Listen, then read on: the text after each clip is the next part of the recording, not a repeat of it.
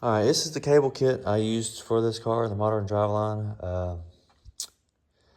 I kind of ordered this kind of early before I actually was able to do any work to the car. Found some stuff better later on that I would have liked to used, but didn't know that, but I do now for future reference. But this is what I use. It seems to be working just fine. They said the biggest thing for cables is long tube headers, but I ain't got long tube headers. I was wanting to, but didn't do that route. It don't really matter. Anyway, the cable is installed.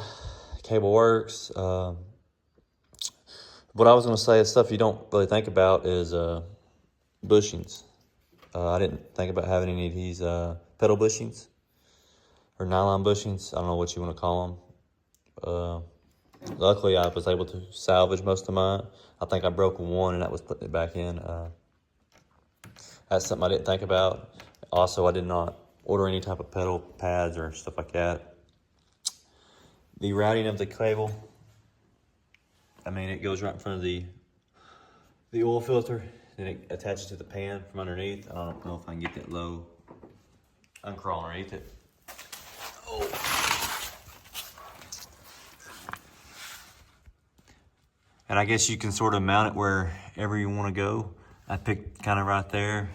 Typically they said put it in the back closer to the oil pan, but it seemed to me it brought it in more of an angle. They said third bolt back, and that's going to be right about where my thumb's at. I didn't really want to do that route because I was trying to keep it nice and smooth. Transition, straight, focus. I mean, it's pretty good for the most part. The worst part of it was probably putting the pedals in the car. This car had AC and heat. Let me see if I cut this flash on or light on or something. Okay, I don't have one. Well, anyway, the pedal was the hardest thing. And then I'll probably get a picture better on, but I don't know if I can get it. Yeah, I'll get a picture later on, but where the cable comes through the firewall, that was the biggest pain. And the bracket they sent with it, actually I can show you a picture of it. The bracket they sent with it for the attachment. Let's see, what page is it here? Well, anyway, this right here, focus. That piece was a bear to put on. What I should have done if I was to ever do this again, which I sure hope I don't, is it has like a little fork piece. It slides in with a pin to put in place. Yeah, I waited to the very end to get that, and of course I could not see that up in the dash.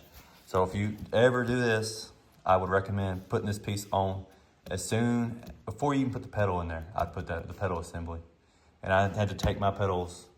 I had to have my pedal, I don't know, with the housing, whatever you want to call it. Put it in first, then I had to finesse my pedals in place. But if I had to do it again, this would be my first thing I would put on before I even put my pedal housing in.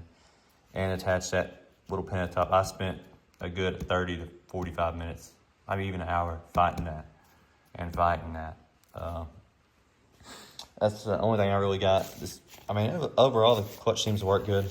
I'm used to cable clutches. My new car has a hydraulic, but it seems to work pretty fine. But I'm used to cable. Well, 1, 2, 3. 3 of my other cars is cable, and this will be the 4th one. It seems fine. I haven't really adjusted with it much. I'll adjust that once I get it running. Other than that, I've been piddling with the wiring. I've got it wired up. That's all I've been doing is just working on this thing. I've got a new radiator for it, wired that up. I painted it, it was aluminum. I didn't want a shiny, bright radiator through my grill. Anyway, I got all it wired up, the fan's wired up. The alternator still hasn't made it in, so I haven't been able to wire that up. The fuel pump, previous video, I showed y'all how I mounted the fuel pump. And this is where I mounted the relays. Ran the wire right here to the back. It don't really matter to me right now. This car is just a good hole to work on. And I haven't messed with, I've got everything ran on toggle switches. Don't mind, I need to vacuum this out. But electric fan, go to ground source. Let's see here. This is my switched hot and my ignition box. I bumped that on. The ignition is hot, and I got a hot switch for my fuel pump. Oh, wow, it's still on. I didn't think I had the battery connected. Wow. I heard the fuel pump kick on.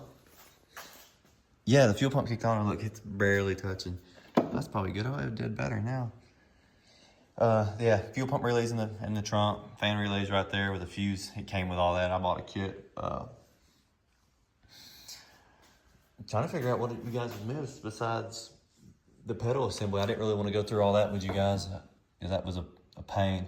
I couldn't imagine trying to hold a phone and hear me yelling.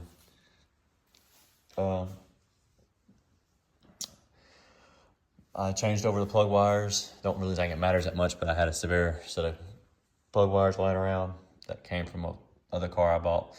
But it's just the bigger plug wires. It's better than, I figured it's probably better than the OE from the parts store replacement. Yeah, I'm waiting on the alternator to have that wired up, and the pulley system should be done. Got the radiator hoses connected, filled the radiator, haven't started it yet. I haven't started it since the last time you guys seen it. And of course, I've got a leak on this lower hose. The radiator I ordered came with a different outlet location. I guess they thought people was gonna LS swap these Mustangs or something, because I believe that's where the water pump comes out on the LS's. It's probably gonna make me a liar, but yeah, wrong spot for that. I haven't took the power steering lines off it yet. You're probably wondering, why don't I raise this car up on a lift?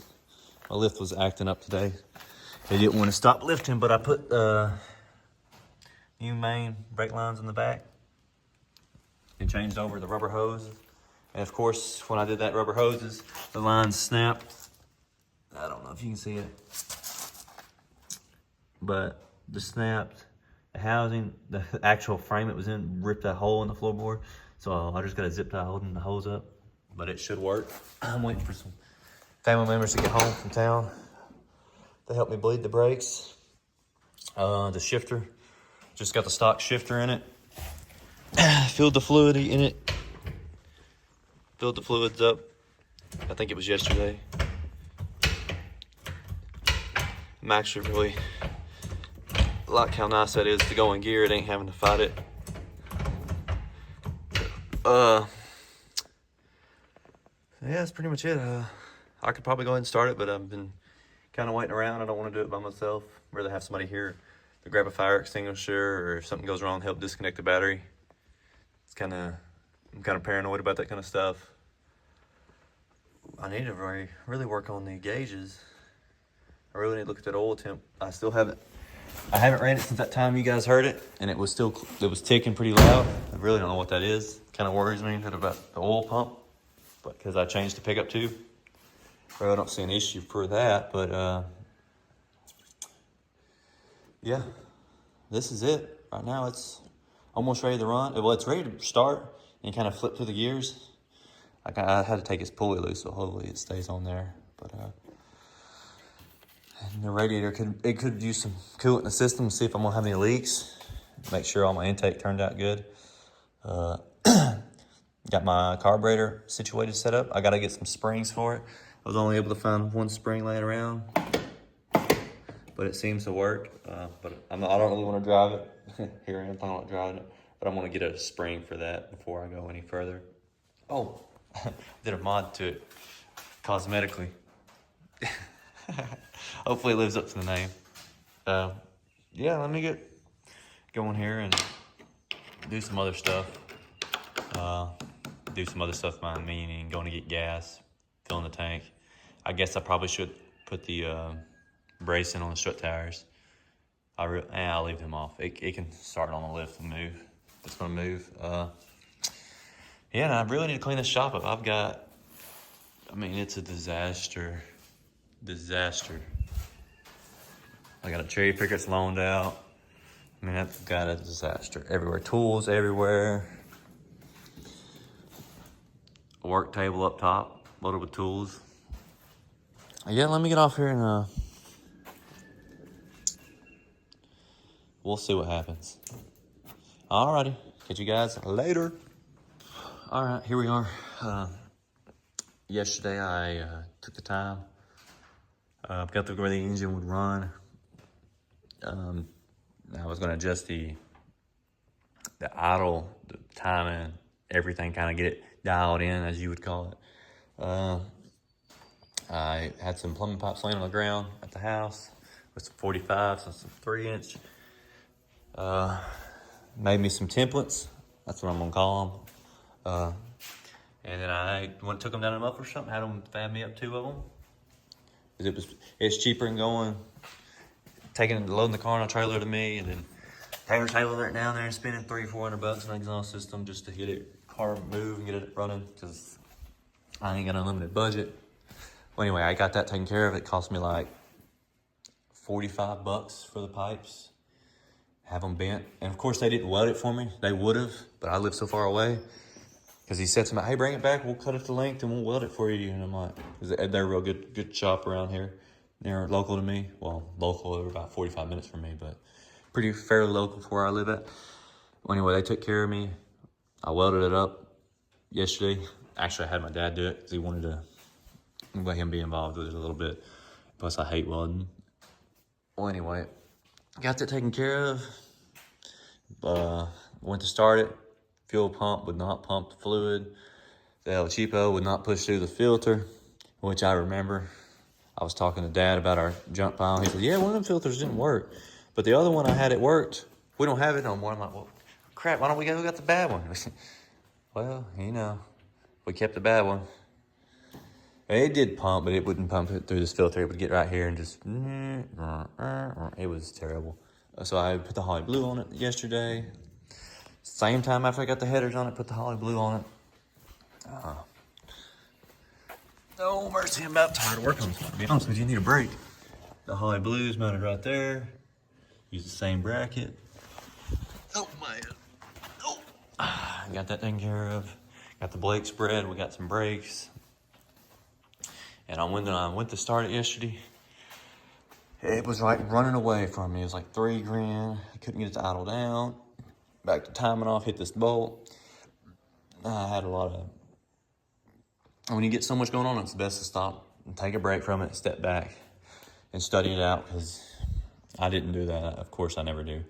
And I expect the worst of all the times. The issue it was running to, I had a similar issue.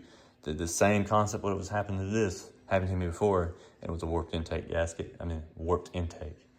It's that old Torker over there. Had issues with it. Same deal it was doing. And knowing me, I was like, well, it's probably not time back, because I hate dropping a distributor, and I keep saying I never get them right. I always get them right. It's just I have other issues along the way. And of course, the distributor was sitting right here, and I was like, man. Well, anyway, yesterday I finally quit playing with it. Spent like 45 minutes getting it running and trying to get it to idle down. It wasn't doing me any good. This morning, I got a fresh mind, came in here, checked top dead center on the distributor, made sure it was top dead center on here, on the balancer. Even pulled the valve covers. That's how I time most of my engines, for top dead center.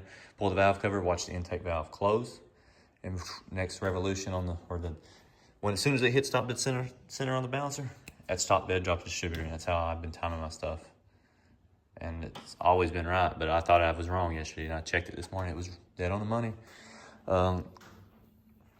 Yeah, it was dead on the money, and I was like, man, really? What is the issue?